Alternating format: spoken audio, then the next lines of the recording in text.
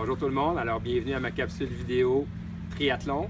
Cette semaine, on parle matériel, principalement de tuba frontal. Donc le tuba frontal, un petit outil très pratique qui nous permet d'améliorer la technique en natation et aussi de s'entraîner de façon spécifique. Alors le tuba frontal, l'avantage qu'il va avoir, c'est qu'il va enlever l'aspect respiration, donc pas de rotation de la tête pour respirer. Donc on peut davantage focuser sur la natation au niveau des bras avec le catch, avec le recouvrement et ainsi de suite.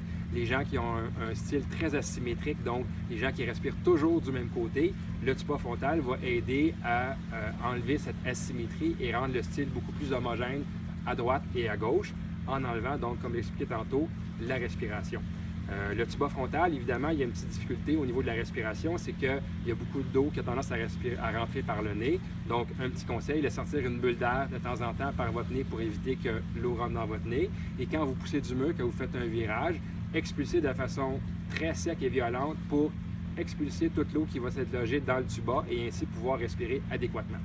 Le tuba frontal va servir donc à travailler beaucoup la technique, va permettre aussi d'avoir un kick si vous laissez vos mains en avant, très efficace. D'ailleurs, les athlètes qui s'entraînent avec moi le savent, on n'utilise presque jamais un kickboard. Quand on fait un kick, on utilise le tuba frontal. Pourquoi? Parce qu'avec un kickboard, on a tendance à avoir une tête qui est très élevée, le dessus du corps qui est à la surface de l'eau et les jambes qui calent. Évidemment, les bons nageurs, on va avoir beaucoup plus un style qui est horizontal avec une tête qui est profonde dans l'eau. Et le tuba frontal, quand on met nos mains en avant de façon hydrodynamique comme ça, ça nous permet d'avoir un kick qui est beaucoup plus horizontal et beaucoup plus efficace. Donc, si vous avez un tuba frontal, utilisez-le aussi lorsque vous faites du kick pour vous assurer d'avoir un kick qui est similaire à la natation et non pas un kick avec une planche qui va être très élevée.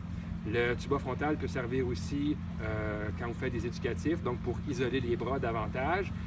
Et ça va vous permettre aussi, si vous voulez, de réduire l'entrée d'air et ainsi travailler ce qu'on appelle l'hypoxie, donc de façon hypoxique, en ayant beaucoup moins d'air qui va rentrer par le tube. Donc il y a même des gens qui mettent du duct tape pour diminuer un petit peu l'entrée d'air. Ça permet donc de contrôler sa respiration, d'éviter de paniquer, un peu comme dans les départs de triathlon où il y a beaucoup de monde, puis des fois on manque une respiration ou deux. Donc on reste confortable sans paniquer, malgré le fait qu'on manque un petit peu d'oxygène.